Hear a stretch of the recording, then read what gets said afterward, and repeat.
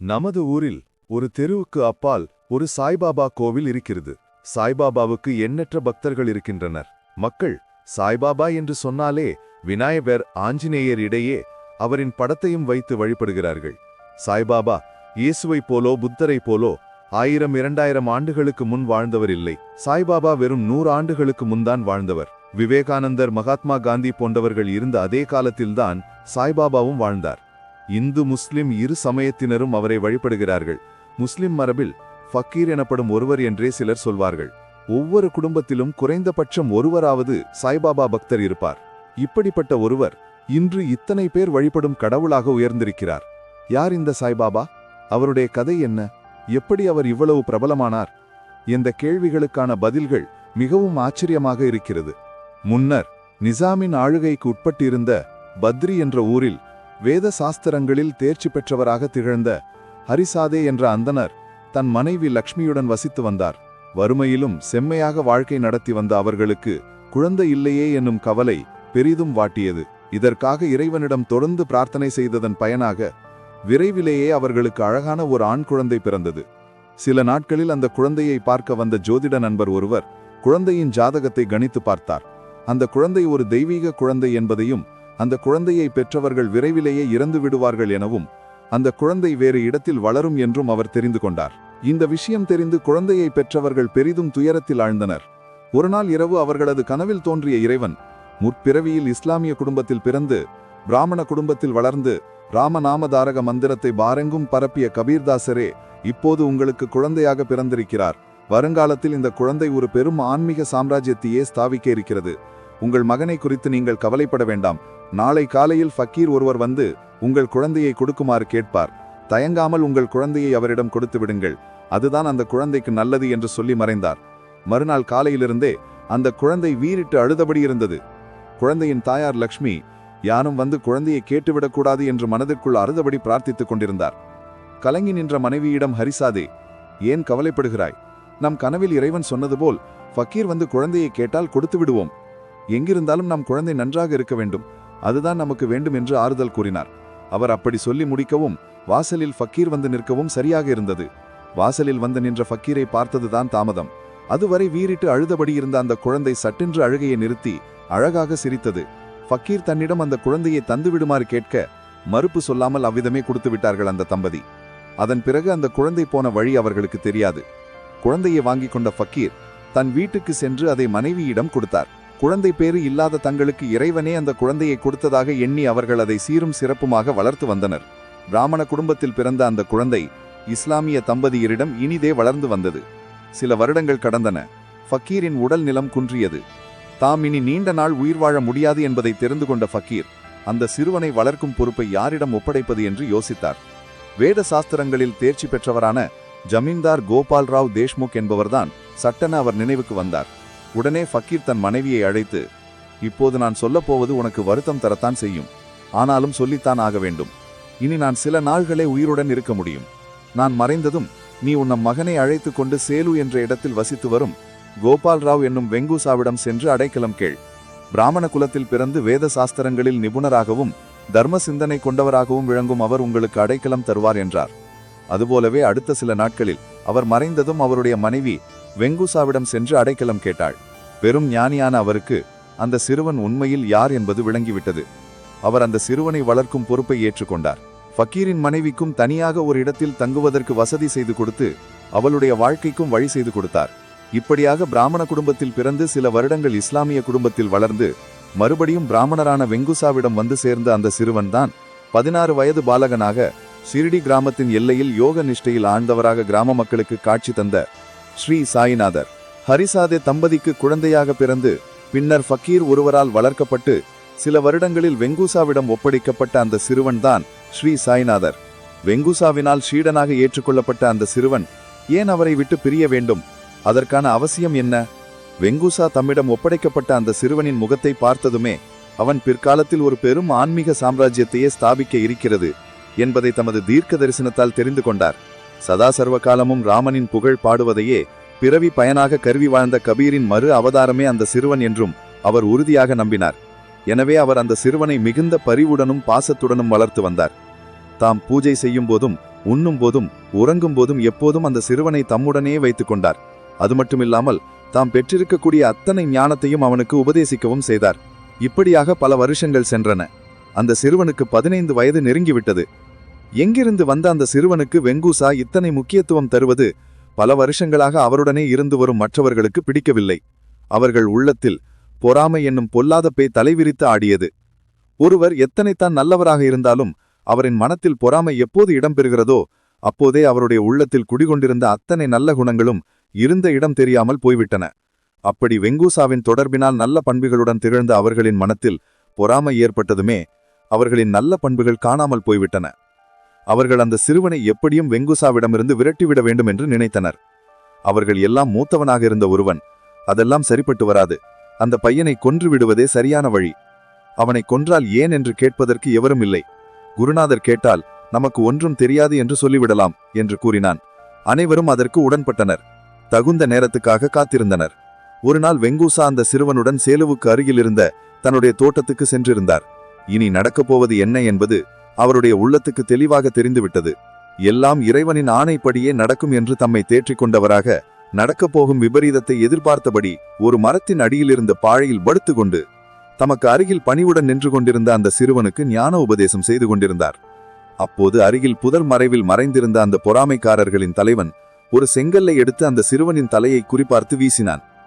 வெங்கூசா தம் கரங்களை உயர்த்தி அந்த செங்கல்லை அந்தரத்திலே நிறுத்தபடி செய்தார். அவர்கள் மற்றொரு செங்கல்லை எடுத்து வீசினார்கள். அது வெங்கூசாவின் நெற்றிகள் பட்டு இரத்தம் பெருகியது. அதை பார்த்து மிகுந்த அச்சம் கொண்ட அந்த சிறுவன், ஐயனே, தாங்கள் எனக்கு தாயாகவும் தந்தையாகவும் அனைத்திற்கும் மேலான குருவாகவும் இருந்து என்னிடம் மிகுந்த அன்பு செலுத்துகிறீர்கள். அதன் காரணமாகவே தங்களுக்கு இந்த நிலை ஏற்பட்டது. ஞான வலிமையும் செல்வ வளமும் வைத்திருக்கும் தங்களுக்கு என் காரணமாக இந்த விபரீதம் ஏற்பட்டது கண்டு எனக்கு வருத்தமாக இருக்கிறது. நான் உங்களை விட்டு பிரிந்து செல்ல என்னை நீங்கள் அனுமதிக்க வேண்டும் என்று மன்றாடி கேட்டுக்கொண்டான். தம் தலையில் இரத்தம் பெருக்கெடுத்த அந்த நிலையிலும் வெங்கூசா அந்த சிறுவனின் தலையை பரிவுடன் வருடிக்கொண்டே, நல்லவர்களும் கெட்டவர்களும் சேர்ந்தே அமைந்ததுதான் இந்த உலகம்.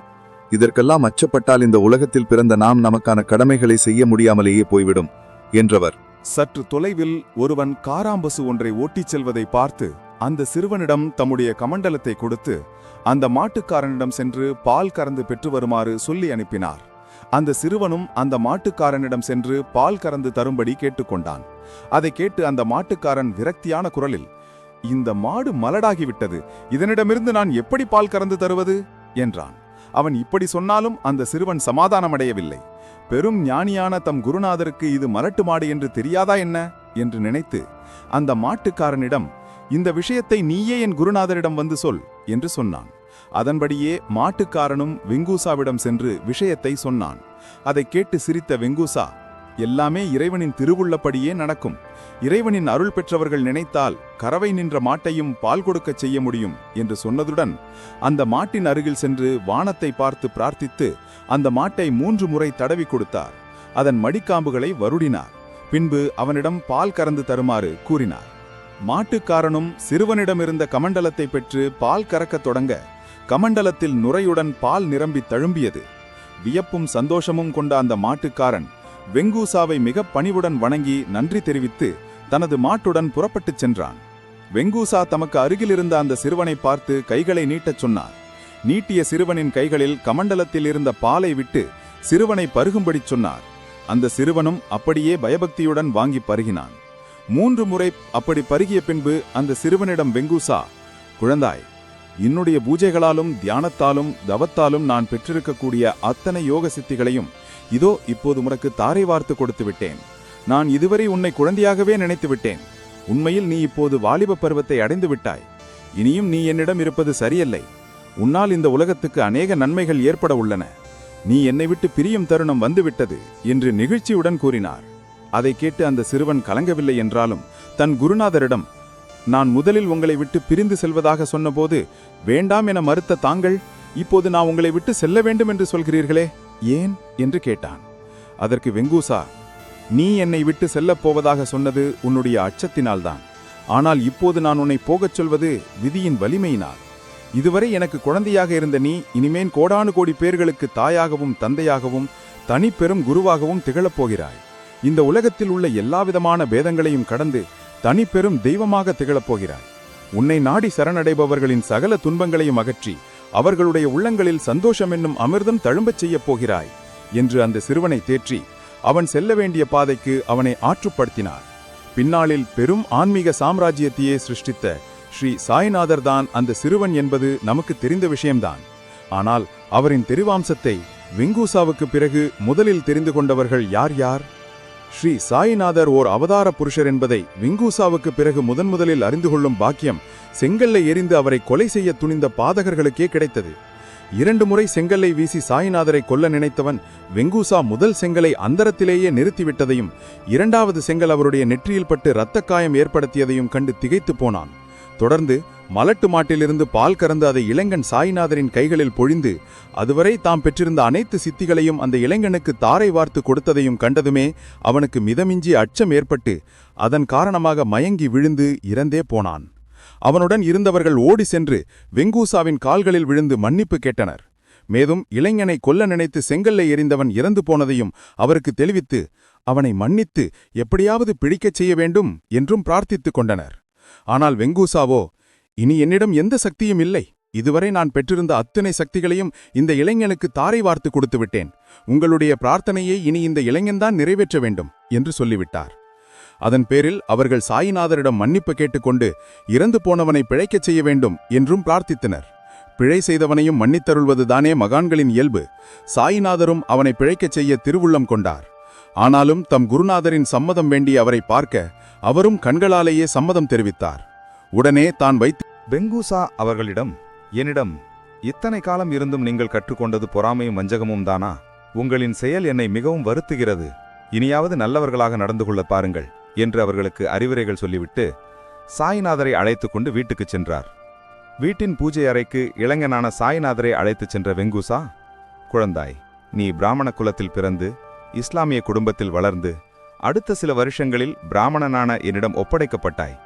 ஆனாலும் நான் உன்னை ஓர் இஸ்லாமியனாகவே வளர்க்கவும் பயிற்றுவிக்கவும் செய்தேன். ஆனால் நீயோ அனைத்தையும் கடந்த அவதார புருஷன். உன்னால் இன மொழி மத பேதங்கள் காணாமல் போய் இந்த உலகத்தில் மனிதநேயம் தழைத்து செழிக்கப் போகிறது. நீ என்னை விட்டு பெரிய போகும் நேரம் வந்துவிட்டது. அது பற்றி நீ கவலைப்படாமல் உன்னுடைய புனித பயணத்தை இன்றே தொடங்கு. இங்கிருந்து மேற்கு திசைக்குச் செல். புனிதமான கோதாவரி நதிக்கரையில் அமைந்திருக்கும் ஓர் அழகிய கிராமம் உன்னுடைய வருகைக்காக தவம் இருக்கிறது. நீ அங்கிருந்தபடியே இந்த உலகத்தை உன் வசப்படுத்தி விடுவாய். உன்னால் இந்த உலகம் அடையப்போகும் நன்மைகள் ஏராளம் என்று கூறி இளைஞன் சாய்நாதரை தம்மிடமிருந்து பிரிந்து போக அனுமதி கொடுத்தார். குருநாதரின் வார்த்தைகளை கேட்டு மிகவும் நெகிழ்ச்சி அடைந்த சாய்நாதர் அவருடைய பாதங்களில் பணிந்து வணங்கி விடைபெற்று அவர் அந்தரத்தில் நிலைநிறுத்திய செங்கல்லை அவருடைய நினைவாக பெற்றுக்கொண்டு மேற்கு திசையை நோக்கி தன்னுடைய நெடிய அருள் பயணத்தை தொடர்ந்தார். அந்த இளைஞரின் திருப்பாதங்கள் சென்று சேர்ந்து நிலை பெற்ற திருவிடம்தான் ஷீர்டி திருத்தலம். 16 வயதில் அவர் ஷிர்டிக்கு வந்தார். அவர் முஸ்லிம் உடை அணிந்திருந்தார். அவர் ஒரு நீம் மரத்தடியில் தியானம் செய்து கொண்டிருந்தார். மக்கள் அவரிடம், நீ யார் என்று கேட்டனர். ஆனால் அவர் பதில் சொல்லவில்லை. சிலர் அவர் பைத்தியம் என்று நினைத்து கல்லெறிந்தனர். அதன் பின் அவர் ஷிர்டியை விட்டு மறைந்தார். 1-2 ஆண்டுகள் அவரை பற்றி எந்த தகவலும் இல்லை. சிலர் கூறுகிறார்கள் அந்த காலத்தில் அவர் நெசவாளராக வேலை பார்த்தார். சிலர் கூறுகிறார்கள் ராணி லக்ஷ்மிபாயின் படையில் சிப்பாயிருந்தார். இவையெல்லாம் வித்தியாசமான கதைகள். அவர் மீண்டும் ஷிர்டிக்கு வந்தார். அந்த ஊரில் இருக்கும் ஒரு மசூதியில் சாய்பாபா தங்கினார். அந்த மசூதிக்கு அவர் துவாரகா மாய் என்று பெயர் வைத்தார். அது ஒரு ஹிந்து பெயர். அவர் அங்கே மக்களுக்கு விபூதி கொடுத்தார், தீபம் ஏற்றி வழிபாடு செய்தார். இவ்வாறு அவர் இந்து முஸ்லிம் சமயங்களின் கலவையாக வாழ்ந்தார். அந்த காலத்தில் இந்தியா பாகிஸ்தான் பிரிவினை மாதிரி மத பிரச்சனைகள் இருந்தபோது சாய்பாபா சமாதானத்தின் பாலமாக இருந்தார். அவருடன் பேசினால் மனம் அமைதியாகும் என்று மக்கள் உணர்ந்தார்கள். பெரிய நிலக்காரர்களும் அவரை விரும்பத் தொடங்கினர். அவர்கள் அவருடன் புகைப்படம் எடுத்தனர். அந்த புகைப்படங்கள் இன்று கிடைக்கின்றன. அவரிடம், நீ யார், எங்கிருந்து வந்தாய் என்று கேட்டால் அவர் சொல்வார், நான் இங்கே இருக்கிறேன், என்னை பற்றி பின் வரலாறு வேண்டுமா? அங்கு பல அதிசயங்களை செய்தார். ஒரு குழந்தை நீரில் விழுந்தபோது அவர் தொலைவிலிருந்தே காப்பாற்றினார். சூடான பானையில் கை வைத்து சமையல் செய்தார். எதுவும் ஆகவில்லை. அந்த காலத்தில் ஒரு இந்து கோவிலின் பூஜாரிதான் சாய்பாபாவின் முதல் பக்தர். அவர் பிச்சை எடுத்து வாழ்ந்தார். பணம் கொடுத்தால் அதை மற்றவர்களுக்கு கொடுத்து விடுவார். சொத்து, ஆசைகள் எதுவும் அவருக்கு இல்லை. அவரின் புகழ் முதலில் ஷிர்டி பகுதியில் மட்டுமே இருந்தது.